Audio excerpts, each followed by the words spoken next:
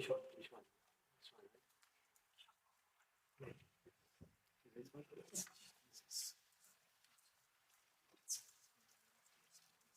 one? Okay, thank you everyone, and it's my honor to hear it because it's my first time to join ETSI meeting.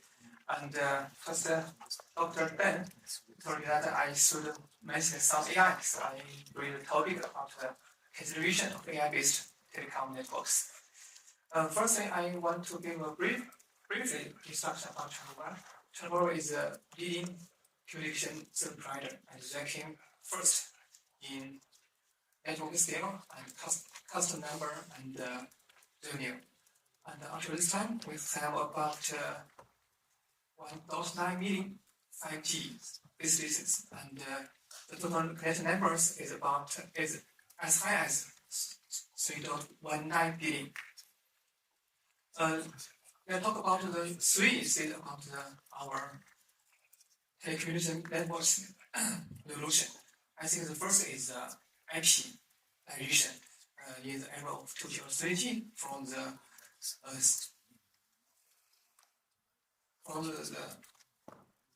circuit switch to the packet switch.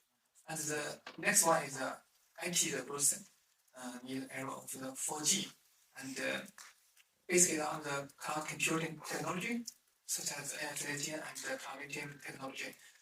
And our network function are covered as software and hardware, and improve the deployment and the updating efficiency.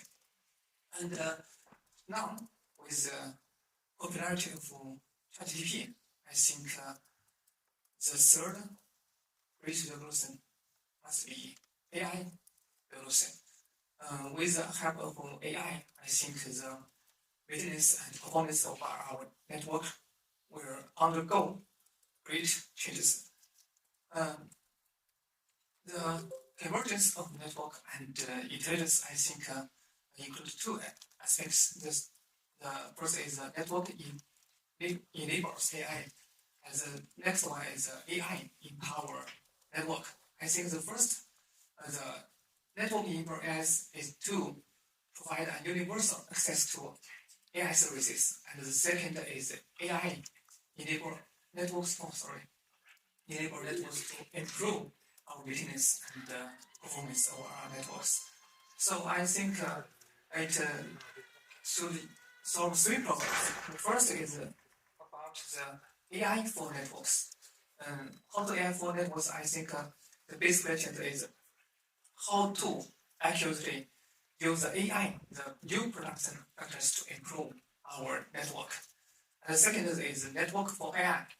That means how to dynamically to supply AI new service capability to our customers, and to achieve the AI services, the services paradigms transformation. The third one is about AI native, how to use a unified AI intelligent architecture to achieve our network architecture and dimensionality upgrading. So I will refer to these three questions. The first is about the AI for networks. I think there is two major scenarios. I extracted the regular features from data in complex scenarios. AI can help the telecom networks to improve the performance and efficiency.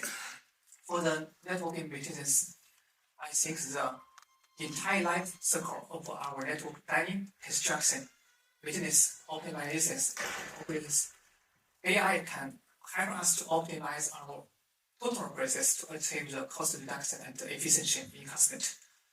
For the network operations, AI can construct our network operations process to achieve the best match of networking resource and operating efficiency and user experience.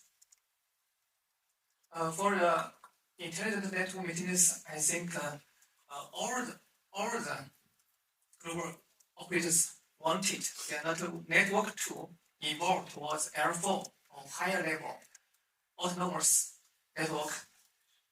And the network maintenance mode, I think, will upgrade from the automation to intelligence. And the intelligence system with AI models, such as big models, it becomes a very important trend of the future telecom network maintenance. This is just a reference architecture about the intelligent network maintenance system. And with the help of large model, such as large language model, and it can help our maintenance and operation partners to diagnose problems and solve problems more efficiently. And also it can help them to help our network to recovery and optimization more automatically. And the next about the AI for network is about the intelligent network operations. And in 3GPP, there are new network functions have been introduced. It's named as NWDF.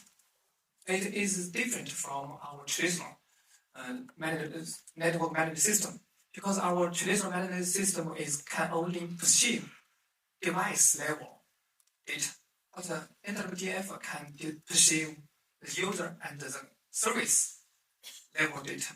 So it can, by the collect more information about our resource and service data, it can help to realize optimal match of network resource and achieve the highest network efficiency and better user experience. And but for the AI for networks, I think there is 3 new issues must be addressed. The first one is about the difficulty in the scenario identified. We must carefully find out which scenario can use AI technology to improve our technology network performance. The second is about the poor data quality, because we must solve address problems such as data missing, inconsistent, and inaccurate. The third issue is about the dispersion of model. How to build a multi-scenario unitary model for the communication network is very important and is urgent. And this is about the first picture. The second picture is about the network for AI. And as we know, China Mobile has built the largest NFV-based network that is based on the general computer, that is a CPU computer. But for the future, I think our network must be AI infrastructure based. One side, our layer 4 or higher level autonomous network must be based on AI. And the second, the operators should provide AI or expose our AI services or AI infrastructure to our third-party customers to help them to define new or create new AI services. And here we just gave a draft reference about China Mobile's for the diffuse network architectures. We named it as mobile computility network. The computility is as a new word combined of computer and ability. That is computility. And from the bottom to the up, it can be separated to five layers.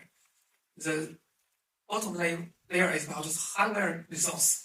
We need to provide diverse computility, including CPU, GPU, and DPU. And we should provide high performance storage where the block, file, objects, convergence storage is needed.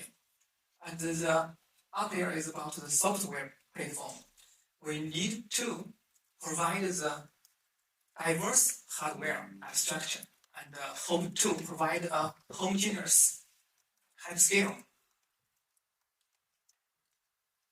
environment to our applications. The up here is about the path, just like we have two kinds of paths. The first path is the general path, such as database and load balance. And the second is about the specific path, and that means the application specific path. Of course, how to define this path is very important. And the upper layer is about the application layer. We need to support our core network and also support our operators AI applications. And we also hope to provide AI capability to our third parties, such as model and service mass.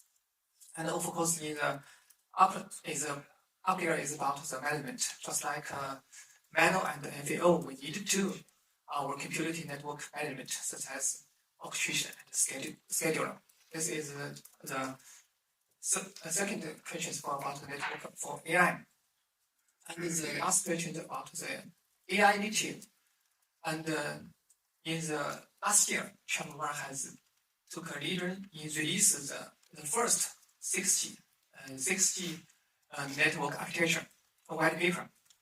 And in this paper, we first defined the new architecture in our 6G. And in this paper, we can see about these pictures. The whole architecture, we will include 3 bodies.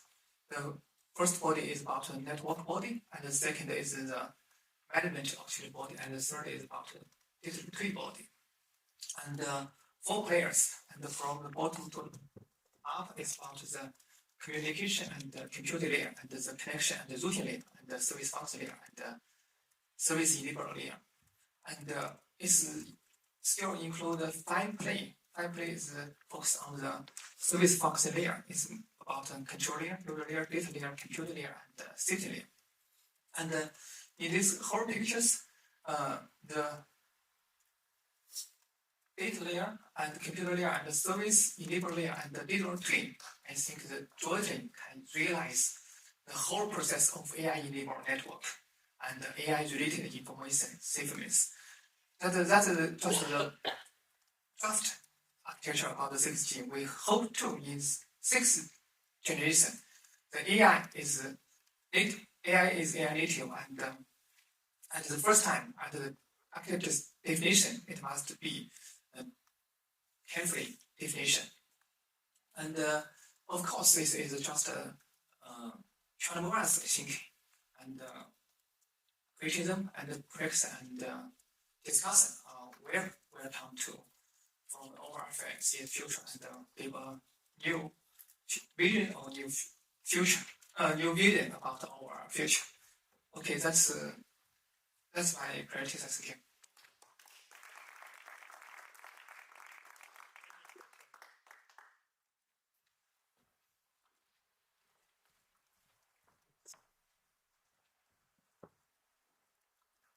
Thank you so much, Hervé from UBQ. I have a question when it goes to AI networking and your AI native architecture. How deep do you think we can apply LLM, especially in the network body, knowing that in our industry we do not have a huge data set of use cases? Yeah, how deep do you think we can apply large language model in this architecture? Is it down to the service function layer, or do you think there is a limit?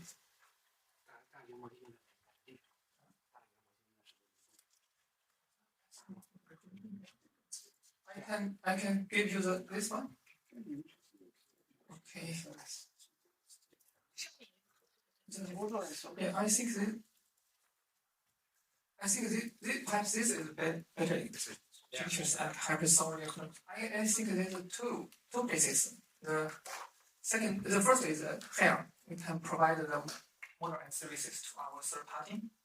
Of course, the model services can be provided to our operator's own services. And because this is just a model, in this model it can be based on our hardware resources. Okay. And you think you can have enough data set to feed the AI engine in that case? Yeah. Okay. Thank you. Any other points? Talking about AI for telco cloud, there is many applications. I remember once there's an investigation said that the top 5 application of telco AI will be generated marketing content. This is the first one. Network optimization and the network operation, and also the employee efficiency improvement and the customer experience improvement. So, generally speaking, 5 top applications. if China Mobile wanna prioritize in your plan, which top three? Because it's very much important for me. I think from China Mobile's project, we have announced the L4 autonomous networks plan.